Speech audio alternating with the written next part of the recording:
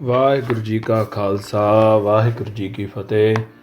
ਗੁਰੂ ਪਿਆਰੀ ਸਾਧ ਸੰਗਤ ਜੀ, ਸਿੱਖ ਸੇਵਕ ਆਸਟ੍ਰੇਲੀਆ ਵੱਲੋਂ ਸ਼ੁਰੂ ਕੀਤੀ ਹੋਈ ਹਿਸਟਰੀ ਸੀਰੀਜ਼ ਵਿੱਚ ਅਸੀਂ ਭਾਈ ਤਾਰਾ ਸਿੰਘ ਜੀ ਵਾਹ ਦਾ ਜੀਵਨ ਵਿਚਾਰ ਰਹੇ ਹਾਂ, ਜਿਸ ਵਿੱਚ ਹੁਣ ਤੱਕ 4 ਪਾਰਟ ਉਹਨਾਂ ਦੇ ਆ ਚੁੱਕੇ ਨੇ। ਅੱਜ ਅਸੀਂ ਉਹਨਾਂ ਦੇ ਜੀਵਨ ਦੇ 5ਵੇਂ ਹਿੱਸੇ ਦੀ ਗੱਲ ਕਰਨੀ ਹੈ। ਦਾਸ ਭਾਈ ਤਾਰਾ ਸਿੰਘ ਜੀ ਵਾਹ ਦੇ ਜੀਵਨ ਦੇ ਲਈ ਜੋ ਰੈਫਰੈਂਸ ਨੇ ਉਹ ਭਾਈ ਸਵਰਨ ਸਿੰਘ ਜੀ ਦੀ ਕਿਤਾਬ ਸ਼ਹੀਦੀ ਭਾਈ ਤਾਰਾ ਸਿੰਘ ਜੀ ਵਾਹ ਅਤੇ ਭਾਈ ਰਤਨ ਸਿੰਘ ਜੀ ਭੰਗੂ ਦਾ ਜੋ ਉਹਨਾਂ ਪ੍ਰਾਚੀਨ ਪੰਥ ਪ੍ਰਕਾਸ਼, ਉੱਥੋਂ ਦਾਸ ਨੇ ਰੈਫਰੈਂਸ ਲਏ ਨੇ।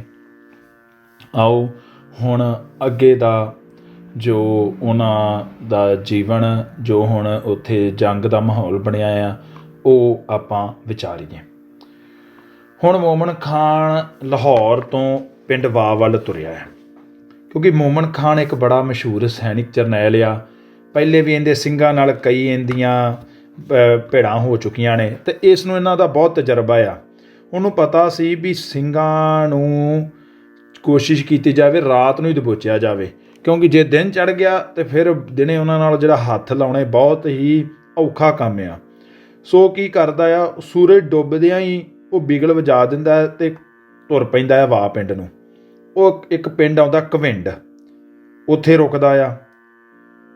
ਹੁਣ ਇਹ ਜਿਹੜਾ ਪਿੰਡ ਹੈ ਨਾ, ਇੱਥੋਂ ਦਾ ਇੱਕ ਨੰਬਰਦਾਰ ਹੈ ਸੂਜਾ, ਜਿਹੜਾ ਬੜਾ ਸਿਆਣਾ ਆਦਮੀ ਹੈ। ਉਹ ਵੇਖਦਾ ਵੀ ਇੱਥੇ ਬੜੀ ਫੌਜ ਆਈ ਹੋਈ ਹੈ। ਉਹ ਕੀ ਕਰਦਾ ਆ, ਆਪ ਫੌਜ ਨੂੰ ਮਿਲਣ ਚੱਲ ਜਾਂਦਾ ਅਤੇ ਆਪਦੇ ਭਰਾ ਨੂੰ ਭੇਜ ਦਿੰਦਾ ਹੈ ਵੀ ਸਿੰਘਾਂ ਨੂੰ ਦੱਸਿਆ ਜਾ ਕੇ ਵੀ ਫੌਜ ਆ ਗਈ ਭਾਈ, ਤੁਸੀਂ ਆਸੇ ਪਾਸੇ ਹੋ ਜਾਓ, ਥੋੜ੍ਹਾ ਚਿਰ ਬਚਾਅ ਕਰ ਲਓ ਅਤੇ ਫਿਰ ਆ ਜਿਓ। ਸਾਧ ਸੰਗਤ ਜੀ, ਇੱਥੇ ਮੈਂ ਆਪ ਜੀ ਨੂੰ ਗੱਲ ਦੱਸਾਂਗਾ ਅੱਗੇ ਜਾ ਕੇ ਵੀ ਕਿ ਉਸ ਸਮੇਂ ਸਿੰਘਾਂ ਦਾ ਜੀਵਨ ਕਿਵੇਂ ਦਾ ਸੀ ਅਤੇ ਆਮ ਲੋਕਾਂ ਦਾ ਸਿੰਘਾਂ ਨਾਲ ਵਰਤਾਰਾ ਕਿਵੇਂ ਦਾ ਸੀ, ਇਹ ਮੈਂ ਹੋਰ ਅੱਗੇ ਖੋਲਾਂਗਾ। ਹੁਣ ਉਹ ਜਿਹੜਾ ਸੂਜਾ ਹੈ ਨਾ, ਉਹ ਕੀ ਕਰਦਾ ਆ, ਭਰਾ ਨੂੰ ਵੀ ਭੇਜ ਦਿੰਦਾ ਆ, ਆਪ ਵੀ ਥੋੜ੍ਹੀ ਜਿਹੀ ਚਲਾਕੀ ਕਰਦਾ ਆ ਅਤੇ ਉਹਨਾਂ ਨੂੰ ਵਾਹ ਪਿੰਡ ਦੇ ਪਾਸੇ ਲਿਜਾਣ ਦੀ ਬਜਾਏ ਉਹਨੂੰ ਡੱਲ ਪਿੰਡ ਵਾਲੇ ਪਾਸੇ ਲੈ ਜਾਂਦਾ ਆ। ਫੌਜ ਨੂੰ ਥੋੜ੍ਹਾ ਤਾਂ ਕਿ ਘੁੰਮਣ ਘੇਰੀ 'ਚ ਪਾਈ ਰੱਖੇ ਨਾ, ਵੀ ਉਹ ਮੇਰਾ ਭਰਾ ਦੱਸ ਕੇ ਆਏਗਾ, ਸਿੰਘਾਂ ਨੂੰ ਥੋੜ੍ਹਾ ਟਾਈਮ ਚਾਹੀਦਾ ਆ, ਉਹ ਆਸੇ ਪਾਸੇ ਹੋ ਸਕਣ। ਹੁਣ ਸਾਰੀ ਫੌਜ ਇੱਧਰ ਡੱਲ ਪਿੰਡ 'ਚ ਆ ਜਾਂਦੀ ਹੈ।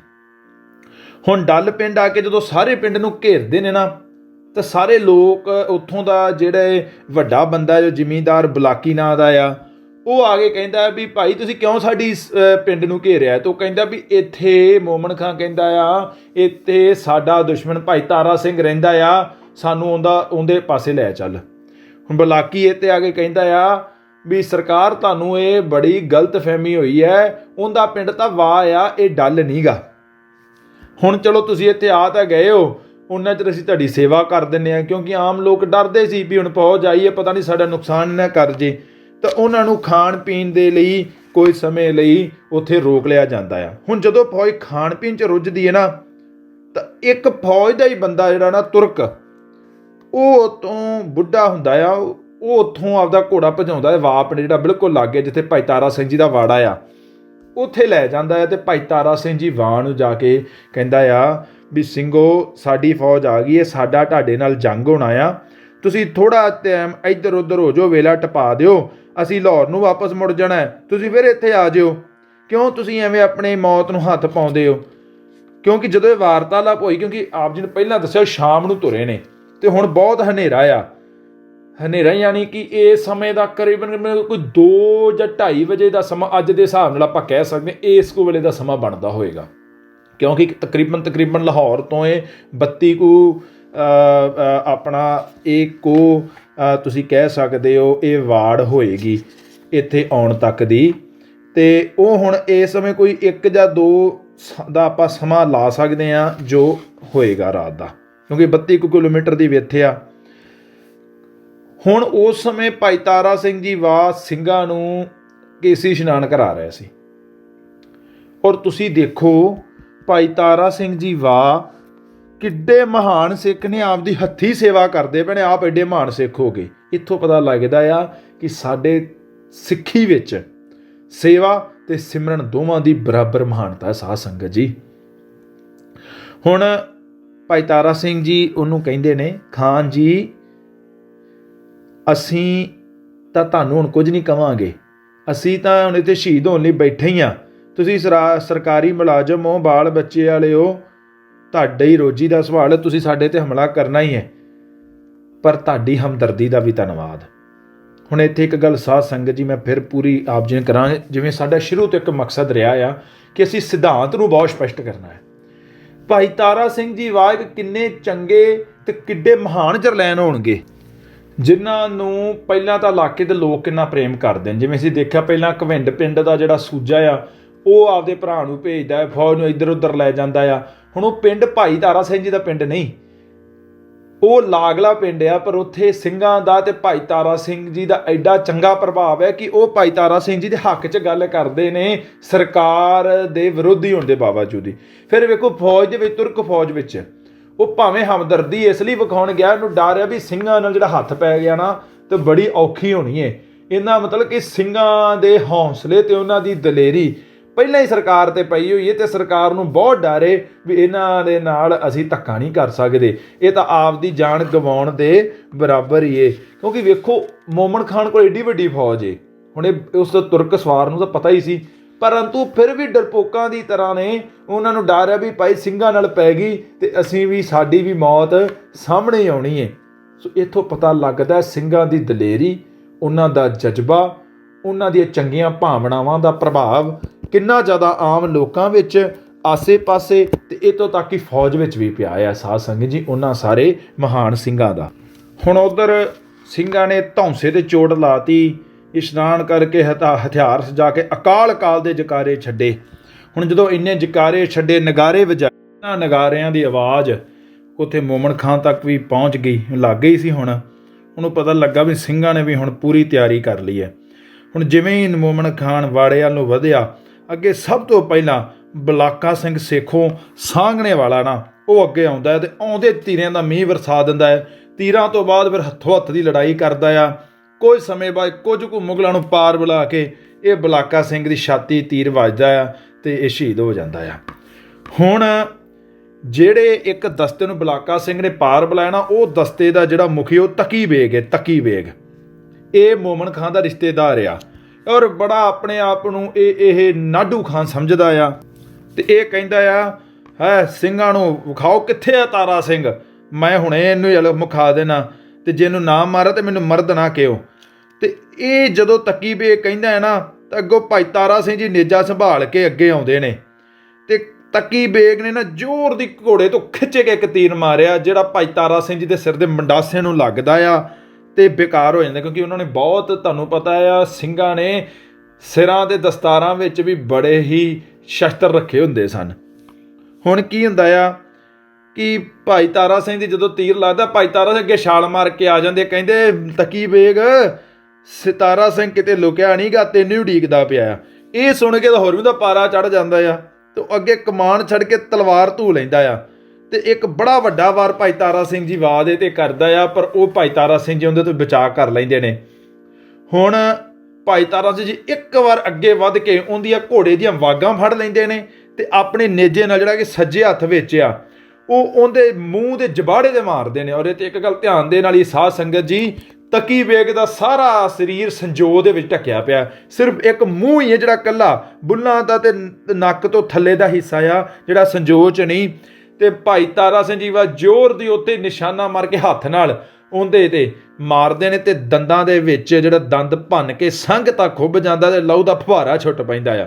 ਇਹ ਵੇਖ ਕੇ ਸਾਰੇ ਹੈਰਾਨ ਹੋ ਜਾਂਦੇ ਨੇ ਤੇ ਤਕੀ ਬੇਗ ਬੜੀ ਤੇਜ਼ੀ ਨਾਲ ਪਿੱਛੇ ਜਾਂਦਾ ਆ ਤੇ ਅੱਗੇ ਮੋਮਨ ਖਾਨ ਨੂੰ ਮਖੌਲ ਵੇਖ ਕੇ ਕਹਿੰਦਾ ਆ, ਖਾਨ ਜੀ ਪਾਨ ਖਾ ਰਹੇ ਹੋ? ਤਾਂ ਤਕੀ ਬੇਗ ਜਿਹੜਾ ਪੀਰ ਜੇ ਤੜਫ ਰਿਹਾ ਆ, ਅੱਗੋਂ ਝੱਟ ਜਵਾਬ ਦਿੰਦਾ, ਹਾਂਜੀ ਭਾਈ ਤਾਰਾ ਸਿੰਘ ਬੜੇ ਸੋਹਣੇ ਬੀੜੇ ਵੰਡ ਰਿਹਾ ਆ, ਤੁਸੀਂ ਅੱਗੋਂ ਵਧੋ ਤੇ ਛਕੋ। ਇੱਥੋਂ ਇਹ ਹਾਲਾਤ ਪਤਾ ਲੱਗਦਾ ਆ ਕਿ ਭਾਈ ਤਾਰਾ ਸਿੰਘ ਜੀ ਇਹਨਾਂ ਨੇ ਕਿੱਡਾ ਉੱਥੇ ਮਹਾਨ ਕੰਮ ਕਰ ਦਿੱਤਾ ਆ। ਹੁਣ ਉਹਦੇ ਪਿੱਛੇ ਵਧਣ ਹਟਣ ਨਾਲ ਨਾ ਮੋਮਨ ਖਾਨ ਨੇ ਆਪਣੇ ਇੱਕ ਚੇਲੇ ਮਰੀਦ ਖਾਨ ਨੂੰ ਕਿਹਾ, ਤੂੰ ਹਮਲਾ ਕਰ। ਉਹ ਹਾਥੀ ਤੇ ਬੈਠਾ, ਜਿਹੜਾ 5 ਹਾਥੀਆਂ 'ਚ ਇੱਕ ਹਾਥੀ ਤੇ ਉਹ ਬੈਠਾ ਆ। ਹੁਣ ਉਹ ਜਿਵੇਂ ਹਾਥੀ ਅੱਗੇ ਵਧਾਉਂਦਾ, ਕੋਈ ਭੀਮ ਸਿੰਘ ਨਾਂ ਦਾ ਇੱਕ ਸਿੰਘ ਆਉਂਦਾ ਆ, ਹਾਥੀ ਦੇ ਕੰਨ ਤੋਂ ਫੜ ਕੇ ਉਹਨੂੰ ਥੱਲੇ ਬਿਠਾ ਲੈਂਦਾ ਆ। ਹਾਥੀ ਅਗਲੀਆਂ ਦੋਵਾਂ ਲੱਤਾਂ ਤੇ ਹੋ ਜਾਂਦਾ ਆ ਤੇ ਭਾਈ ਭੀਮ ਸਿੰਘ ਬੜੀ ਜ਼ੋਰ ਦੀ ਆਪਣੀ ਤਲਵਾਰ ਨਾਲ ਉਹਦੇ ਤੇ ਵਾਰ ਕਰਦਾ ਆ। ਪਰ ਜਿਹੜਾ ਅੱਗੋਂ ਉੱਤੇ ਚੇਲਾ ਮਰੀਦ ਖਾਨ ਆ, ਉਹ ਅੱਗੇ ਅੰਕਸ ਕਰ ਦਿੰਦਾ, ਜਿਹੜਾ ਹਾਥੀ ਦੇ ਸਿਰ ਤੇ ਮਾਰ ਕੇ ਉਹਨੂੰ ਚਲਾਇਆ ਜਾਂਦਾ, ਉਹਦੀ ਤਲਵਾਰ ਟੁੱਟ ਜਾਂਦੀ ਹੈ। ਪਰ ਉਹ ਟੁੱਟੀ ਤਲਵਾਰ ਨਾਲ ਹੀ ਨਾ ਭਾਈ ਤਾਰਾ ਸਿੰਘ ਜੀ ਕੀ ਕਰਦੇ ਨੇ, ਉਹ ਟੁੱਟੀ ਤਲਵਾਰ ਨਾਲ ਹੀ ਉਹਦੇ ਨਾਲ ਲੜਨ ਲੱਗ ਪੈਂਦੇ ਨੇ। ਤੇ ਤੁਸੀਂ ਇੱਕ ਗੱਲ ਹੈਰਾਨ ਆ, ਹਾਥੀ ਵੀ ਨਹੀਂ ਉੱਠਦਾ ਤੇ ਉੱਤੇ ਭਾਈ ਭੀਮ ਸਿੰਘ ਟੁੱਟੀ ਤਲਵਾਰ ਨਾਲ ਹੀ ਉਹਦੇ ਨਾਲ ਲੜੀ ਜਾਂਦੇ ਨੇ। ਇੰਨੇ ਚਿਰ ਦੇ ਵਿੱਚ ਹੀ ਭਾਈ ਤਾਰਾ ਸਿੰਘ ਜੀ ਭਾਈ ਲਖਬੀਰ ਸਿੰਘ ਨੂੰ ਕਹਿੰਦੇ ਨੇ ਵੀ ਤੂੰ ਹੁਣ ਜਾ ਤੇ ਅੱਗੇ ਹੋ ਕੇ ਭਾਈ ਭੀਮ ਸਿੰਘ ਦੀ ਮਦਦ ਕਰ। ਹੁਣ ਉਹ ਕੀ ਕਰਦੇ ਨੇ, ਉਹ ਜਿਵੇਂ ਅੱਗੇ ਹੋ ਕੇ ਹੌਂਦੇ ਤੇ ਚੜ੍ਹਦੇ ਨੇ ਤੇ ਉਹ ਤੋਂ ਪਿੱਛੋਂ ਦੋ ਸਿੰਘ ਪੂਛਤਾਣੀ ਚੇਲੇ ਨੂੰ ਹੌਂਦੇ ਵਿੱਚ ਹੀ ਪਾਰ ਬੁਲਾ ਦਿੰਦੇ, ਲਾਸ਼ ਥੱਲੇ ਸੁੱਟਦੇ ਨੇ ਤੇ ਹਾਥੀ ਨੂੰ ਭਾਈ ਤਾਰਾ ਸਿੰਘ ਜੀ ਵੱਲ ਲੈ ਜਾਂਦੇ ਨੇ। ਪਰ ਭਾਈ ਤਾਰਾ ਸਿੰਘ ਜੀ ਕਹਿੰਦੇ ਸਾਨੂੰ ਹਾਥੀ ਦਾ ਕੋਈ ਲੋੜ ਨਹੀਂ ਹੈਗੀ, ਇਹਨੂੰ ਵਾਪਸ ਭੇਜ ਦਿਓ। ਤੇ ਇੱਥੇ ਹੀ ਫਿਰ ਭਾਈ ਭੀਮ ਸਿੰਘ ਹਾਥੀ ਦੇ ਪਿੱਛੇ ਪਿੱਛੇ ਜਾਂਦਾ ਆ, ਫੌਜ ਨਾਲ ਲੜਦਾ ਆ ਤੇ ਉੱਥੇ ਸ਼ਹੀਦ ਹੋ ਜਾਂਦਾ ਆ। ਹੁਣ ਸਾਰੇ ਦਿਨ ਦਾ ਆ, ਕਿਉਂਕਿ ਮਾਹ ਪੋਹ ਦੇ ਦਿਨ ਨੇ ਤੇ ਹੁਣ ਦਿਨ ਤਕਰੀਬਨ ਛਿਪਣ ਵੱਲ ਹੋ ਜਾਂਦਾ ਆ। ਪਰ ਤੁਸੀਂ ਇੱਕ ਗੱਲ ਵੇਖੋ, 21 ਸਿੰਘ ਨੇ ਪੂਰੀ ਸੈਨਾ ਆ, ਸਾਰੇ ਦਿਨ 'ਚ ਸਿੰਘਾਂ ਨੂੰ ਉਹ ਸ਼ਹੀਦ ਨਹੀਂ ਕਰ ਪਾਏ। ਤੇ ਉੱਥੇ ਸਿੰਘਾਂ ਨੇ ਉਹਨਾਂ ਦੇ ਬੜੇ ਆਹੂ ਲਾਏ ਨੇ। ਹੁਣ ਇੱਥੇ ਇੱਕ ਹੋਰ ਬੜੀ ਸੋਹਣੀ ਗੱਲ ਹੁੰਦੀ, ਸਾਜ ਜੀ ਭਾਈ ਰਤਨ ਸਿੰਘ ਜੀ ਭੰਗੂ ਨੇ ਇਹ ਗੱਲ ਲਿਖੀ ਹੈ। ਉੱਥੇ ਕੀ ਹੁੰਦਾ ਆ, ਉੱਥੇ ਇੱਕ ਨਾ ਦੋ ਸਿੰਘ, ਇੱਕ ਕਰਬਾਠ ਪਿੰਡ ਆ, ਉਹਨਾਂ ਨੂੰ ਭਾਈ ਰਤਨ ਸਿੰਘ ਜੀ ਭੰਗੂ ਨੇ ਲਿਖਿਆ ਆ, ਦੋਏ ਹੋਤੇ ਕਰਬਾਠਾਂ ਕੇ ਕਰਬਾਠ, ਸੋ ਲੈਣ ਸ਼ਹੀਦੀ ਕਰ ਆਏ ਠਾਠ, ਸਭੈ ਸਿੰਘ ਰਲ ਬਾਈ ਭੈ, ਕਿਛ ਅਗਲੇ ਕਿਛ ਮਗਰੋ ਐ। ਇਹ ਭਾਈ ਰਤਨ ਸਿੰਘ ਜੀ ਭੰਗੂ ਦੀ ਕ੍ਰਿਤ 'ਚ ਇਹਨਾਂ ਨੇ ਗੱਲ ਕਹੀ ਹੈ, ਕਿਉਂਕਿ ਇਹ ਵਾਹ ਪਿੰਡ ਤੋਂ 8-9 ਕਿਲੋਮੀਟਰ ਦੀ ਦੂਰ ਤੇ ਆ ਇੱਕ ਹੁਡਿਆਰਾ ਪਿੰਡ, ਤੇ ਇਹਦੇ ਦੂਜੇ ਪਾਸੇ ਨਾ ਦੱਖਣ ਵਾਲੇ ਪਾਸੇ ਕੁਰਬਾੜ ਨਾਂ ਦਾ ਇੱਕ ਪਿੰਡ ਆ। ਇਹ ਤੇ ਦੋ ਜਿਹੜੇ ਸਿੰਘ ਨੇ ਕਲਰ ਲੈਣ ਆਉਂਦੇ ਨੇ, ਕਲਰ ਤਾਂ ਕਿ ਜਿਹੜਾ ਕਣਕ ਦੀ ਖੇਤੀ ਵਿੱਚ ਪਾਇਆ ਜਾਂਦਾ, ਕਿਉਂਕਿ ਉਦੋਂ ਅੱਜ ਵਾਂਗੂ ਰੇਹਾਂ ਸਪਰੇਆਂ ਨਹੀਂ ਸੀ ਹੁੰਦੀਆਂ। ਹੁਣ ਜਦੋਂ ਉਹ ਤੇ ਵਾਹ ਪਿੰਡ 'ਚ ਕਲਰ ਲੈਣ ਆਉਂਦੇ ਨੇ, ਉਹਨਾਂ ਨੂੰ ਪਤਾ ਲੱਗਦਾ ਆ ਵੀ ਇੱਥੇ ਤਾਂ ਸਿੰਘਾਂ ਦੇ ਐਵੇਂ 2-2 ਹੱਥ ਹੁੰਦੇ ਪਏ ਨੇ। ਉਹ ਵੀ ਕੀ ਕਰਦੇ, ਕਲਰ ਲੈਣਾ ਤਾਂ ਭੁੱਲ ਹੀ ਜਾਂਦੇ ਨੇ। ਉਹ ਆਪਦਾ ਬਲਦ ਉੱਤੇ ਛੱਡਦੇ ਨੇ ਤੇ ਇੱਕ ਭਰਾ ਦੂਜੇ ਭਰਾ ਨੂੰ ਕਹਿੰਦਾ ਆ ਵੀ ਤੂੰ ਆ ਬਲਦ ਲੈ ਕਲਰ ਲੈ ਕੇ ਜਾ, ਮੈਂ ਤਾਂ ਸਿੰਘਾਂ ਨਾਲ ਸ਼ਹੀਦੀ ਪਾਉਣ ਚੱਲਿਆ। ਤੇ ਦੂਜਾ ਭਰਾ ਕਹਿੰਦਾ ਆ ਵੀ ਤੂੰ ਹੀ ਸ਼ਹੀਦੀ ਪਾਉਣੀ ਵੀਰ, ਮੈਨੂੰ ਵੀ ਇਹ ਸੇਵਾ ਲੈਣ ਦਿਓ। ਹੁਣ ਸਾਧ ਸੰਗਤ ਜੀ ਇੱਥੇ ਇੱਕ ਗੱਲ ਧਿਆਨ ਦੇਣ ਵਾਲੀ ਹੈ, ਸਿੰਘਾਂ ਦੇ ਵਿੱਚ ਇੱਕ ਕਿੱਡਾ ਜਜ਼ਬਾ ਆ ਸ਼ਹੀਦੀ ਪਾਉਣ ਦਾ, ਔਰ ਸ਼ਹੀਦੀ ਨੂੰ ਸਭ ਤੋਂ ਉੱਚੀ ਦਾਤ ਸਮਝਿਆ ਜਾਂਦਾ ਆ। ਉਹ ਸਿੰਘ ਆਏ ਆਪਦਾ ਕੰਮ ਲੈਣ ਲਈ ਕਲਰ ਦਾ ਲੈਣ, ਉਹਨੂੰ ਉੱਥੇ ਛੱਡ ਕੇ ਕਹਿੰਦੇ ਛੱਡੋ, ਹੁਣੇ ਸ਼ਹੀਦੀ ਪਾਉਣ ਦਾ ਮੌਕਾ, ਪਤਾ ਨਹੀਂ ਬਾਅਦ 'ਚ ਮਿਲੇ ਨਾ ਮਿਲੇ। ਦੇਖੋ ਕਿੱਡੀ ਇੱਕ ਮਹਾਨ ਇਹ ਬਖਸ਼ਿਸ਼ ਹੈ ਸਿੰਘਾਂ ਦੇ, ਸ਼ਹੀਦੀ ਨੂੰ ਇੰਨਾ ਉੱਚਾ ਰੁਤਬਾ ਹੈ ਸਾਡੇ ਸਾਧ ਸੰਗਤ ਜੀ। ਹੁਣ ਇਹ ਦੋਵੇਂ ਸਿੰਘ, ਕਿਉਂਕਿ ਇਹ ਤਾਂ ਵਾੜੇ 'ਚ ਹੈਗੇ ਨਹੀਂ, ਇਹ ਤਾਂ ਪਿੱਛੋਂ ਜਾ ਕੇ ਪੈਂਦੇ ਨੇ ਤੇ ਫੌਜ ਹੈਰਾਨ ਹੋ ਜਾਂਦੀ ਵੀ ਅੱਗੋਂ ਵੀ ਸਿੰਘ ਪਿੱਛੋਂ ਵੀ ਸਿੰਘ। ਇਹ ਦੋਵੇਂ ਸਿੰਘ ਹੀ ਕਈਆਂ ਨੂੰ ਪਾਰ ਵਗਾ ਕੇ ਇਹ ਅੱਗੇ ਇਹਨਾਂ ਨੂੰ ਚੀਰ ਫਾੜ ਕੱਢਦੇ ਹੋਏ ਇਹ ਵੀ ਅੱਗੇ ਜਾ ਕੇ ਸਿੰਘਾਂ ਨਾਲ ਰਲ ਜਾਂਦੇ ਨੇ। ਤੇ ਜਦੋਂ ਇਹ ਲੜਦੇ ਥੋੜ੍ਹੇ ਚਿਰ ਬਾਅਦ ਇਹ ਵੀ ਸ਼ਹੀਦ ਹੋ ਜਾਂਦੇ ਨੇ। ਪਰੰਤੂ ਜਿਹੜੇ 21 ਸਿੰਘਾਂ ਦਾ ਨਾਮ ਤਾਂ ਫਿਰ ਵੀ ਪਤਾ ਲੱਗਾ ਆ, ਪਰ ਇਤਿਹਾਸ 'ਚ ਇਹਨਾਂ 2 ਕਰਬਾਠੀਏ ਸਿੰਘਾਂ ਦਾ ਸਾਨੂੰ ਬਿਲਕੁਲ ਨਾਂ ਨਹੀਂ ਪਤਾ ਚੱਲਦਾ, ਪਰ ਇਹ ਉੱਥੇ ਸ਼ਹੀਦੀ ਪਾ ਜਾਂਦੇ ਨੇ। ਹੁਣ ਇੱਥੋਂ ਕੁਝ ਸਮੇਂ ਬਾਅਦ ਉੱਥੇ ਫਿਰ ਇਹ ਮੋਮਨ ਖਾਨ ਤੇ ਹੋਰ ਬੰਦੇ ਹਮਲਾ ਕਰਦੇ ਰਹਿੰਦੇ ਨੇ। ਹੁਣ 21 ਸਿੰਘ ਅੱਗੇ ਕਿੰਨਾ ਕੁ ਸਮਾਂ ਲੰਘਾ ਸਕਦੇ ਨੇ। ਹੁਣ ਇਹ 21 ਸਿੰਘ ਸਿਨੇ ਭਾਈ ਤਾਰਾ ਸਿੰਘ ਜੀ ਵਾਹ ਦੇ ਇੱਥੇ ਸ਼ਹੀਦ ਹੋ ਜਾਂਦੇ ਨੇ।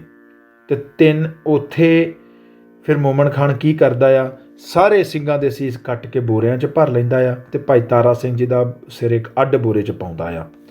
ਇਹ ਗੱਲ ਤਕਰੀਬਨ ਦਸੰਬਰ ਸਨ 1732 ਈਸਵੀ ਦੀ ਏ। ਤੇ ਉਸ ਤੋਂ ਬਾਅਦ ਉਹ ਰਾਤ ਵਾਹ ਪਿੰਡ ਹੀ ਰਹਿੰਦੀ ਏ ਫੌਜ, ਤੇ ਉਸ ਤੋਂ ਅਗਲੇ ਦਿਨ ਸਵੇਰੇ ਲਾਹੌਰ ਵੱਲ ਨੂੰ ਲੈ ਜਾਂਦੇ ਤੇ ਮੋਮਨ ਖਾਨ ਅੱਗੇ ਜ਼ਕਰੀਆ ਖਾਨ ਨੂੰ ਉੱਥੇ ਸੀਸ ਵਿਖਾਉਂਦਾ ਹੈ। ਪਰ ਇੱਕ ਗੱਲ ਬੜੀ ਸੋਹਣੀ ਹੈ, ਭਾਈ ਰਤਨ ਸਿੰਘ ਜੀ ਭੰਗੂ ਨੇ ਵੀ ਲਿਖੀ ਹੈ। ਉਹ ਕਹਿੰਦੇ ਨੇ ਉਹਨਾਂ ਦੀ ਸ਼ਹੀਦੀ ਨੂੰ 8 ਪਹਿਰ ਹੋ ਗਏ ਨੇ, ਪਰ ਜਦੋਂ ਉਹਨਾਂ ਦੇ ਸੀਸ ਉੱਤੇ ਵੇਖਦੇ ਕਹਿੰਦੇ ਹਾਲੇ ਵੀ ਜਲਾਲ ਆ। ਇਹ ਨਾਮ ਬਾਣੀ ਤੇ ਸੇਵਾ ਦਾ ਜਲਾਲ ਹੈ ਸਾਧ ਸੰਗਤ ਜੀ, ਜਿਹੜਾ ਮਰਦੇ ਹੋਏ ਸਰੀਰਾਂ ਵਿੱਚ ਵੀ ਨਹੀਂ ਜਾਂਦਾ। ਹੁਣ ਉੱਥੋਂ ਫਿਰ ਭਾਈ ਤਾਰਾ ਸਿੰਘ ਜੀ ਦਾ ਜਿਹੜਾ ਸਿਰ ਆ, ਇਹ ਕਈ ਦਿਨ ਨਖਾਸ ਮੰਡੀ ਵਾਲੀ ਥਾਂ ਰਖਵਾ ਛੱਡਦਾ ਆ। ਸ਼ਹਿਰ ਦੀ ਸਿੱਖ ਵਸੋਂ ਕਹਿੰਦੀ ਹੈ ਵੀ ਇਹਨਾਂ ਸਿਰਾਂ ਦਾ ਸਾਨੂੰ ਸੰਸਕਾਰ ਕਰ ਲੈਂਦੇ ਹੋ, ਪਰ ਉਹਨਾਂ ਦੀ ਨਹੀਂ ਮੰਨਦੇ। ਤੇ ਉਹ ਸਿਰ ਫਿਰ ਅੰਨੇ ਖੂਹ, ਜਿਹਨੂੰ ਕਿ ਬਾਅਦ 'ਚ ਅਸੀਂ ਸ਼ਹੀਦ ਗੰਜ ਵਾਲਾ ਖੂਹ ਵੀ ਕਹਿੰਦੇ, ਲਾਹੌਰ 'ਚ ਉੱਥੇ ਛੁਡਵਾ ਦਿੱਤਾ ਜਾਂਦਾ ਆ। ਭਾਈ ਤਾਰਾ ਸਿੰਘ, ਵਸਾਵਾ ਸਿੰਘ ਤੇ ਕੋਇਰ ਸਿੰਘ ਪਹਿਲਾਂ ਵੀ ਦੱਸੀ ਸੀ, ਇਹ ਤਿੰਨੇ ਵਾਹ ਪਿੰਡ ਦੇ ਨੇ, ਨਗਰ ਦੇ ਨੇ। ਤੇ ਸ਼ਹਾਦਤ ਸਮੇਂ ਇਹਨਾਂ ਦੀ ਉਮਰ ਕੋਈ 30 ਕੁ ਸਾਲ ਦੀ ਸੀ। ਇਹਨਾਂ ਨੇ ਵਿਆਹ ਨਹੀਂ ਕਰਾਇਆ, ਇਸ ਲਈ ਇਹਨਾਂ ਦੀ ਅੱਗੋਂ ਸੰਤਾਨ ਵੀ ਅੱਗੇ ਨਹੀਂ ਵਧੀ। ਸਾਧ ਸੰਗਤ ਜੀ, ਇੱਥੇ ਅਸੀਂ ਭਾਈ ਤਾਰਾ ਸਿੰਘ ਜੀ ਵਾਹ ਦਾ ਜੀਵਨ ਸਮਾਪਤ ਕਰਦੇ ਹਾਂ। ਇਸ ਜੀਵਨ ਵਿੱਚੋਂ ਕੁਝ ਕੁ ਗੱਲਾਂ ਜਿਹੜੀਆਂ ਸਾਨੂੰ ਬੜੀਆਂ ਮਿਲਦੀਆਂ ਨੇ। ਇੱਕ ਇਹ ਦਸਮ ਬਾਣੀ ਨਾਲ ਪਿਆਰ, ਇੱਕ ਹੁਕਮਨਾਮਾ ਸਾਹਿਬ ਲੈ ਕੇ ਤੁਰਨਾ, ਇੱਕ ਅਰਦਾਸ ਕਰਤੀ ਤੇ ਪਿੱਛੇ ਨਹੀਂ ਮੁੜਨਾ, ਤੇ ਇੱਕ ਸਿੰਘਾਂ ਦਾ ਆਪਸੀ ਪਿਆਰ, ਉਹਨਾਂ ਦਾ ਪ੍ਰਭਾਵ ਆਮ ਚੌਰ ਦੇ ਲੋਕਾਂ 'ਤੇ ਔਰ ਸ਼ਹੀਦੀ ਪਾਉਣ ਦੇ ਲਈ ਅੱਗੇ ਵੱਧ ਕੇ ਹੋਣਾ। ਇਹ ਸਾਨੂੰ ਸਾਰਾ ਇੱਥੋਂ ਭਾਈ ਤਾਰਾ ਸਿੰਘ ਜੀ ਵਾਹ ਦੇ ਜੀਵਨ ਤੋਂ ਪਤਾ ਲੱਗਦਾ ਆ।